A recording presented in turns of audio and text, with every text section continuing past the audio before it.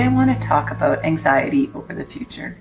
As this time of physical distancing stretches on probably longer than any of us could have imagined, I find myself worrying about the future, thinking about things like, will school go back in September? Are we still going to be living like this for months or even years? What's the economy going to look like when all this is finished? And I know that for some of you, you have pressing worries right now as well. Maybe you've lost a job, or you're worried about the health and safety of loved ones, whether that's here or in another country. And the news cycle, I find myself following the news constantly and just getting wrapped up in the emotion and the negativity of that. And then as I thought about my tendency to worry about the future, I thought of a passage from one of C.S. Lewis's books that's been helpful to me before, and it's from his Screwtape Letters. I'd like to share it now, and I've paraphrased it a little bit.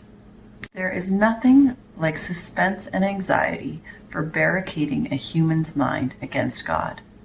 He wants people to be concerned with what they do. The devil's business is to keep them thinking about what will happen to them. Submitting to God's will means that we should accept with patience the tribulation which has actually been dealt to us, the present anxiety and suspense. It is about this that we are to say, "Thy will be done," and for the daily task of bearing this, that the daily bread will be provided.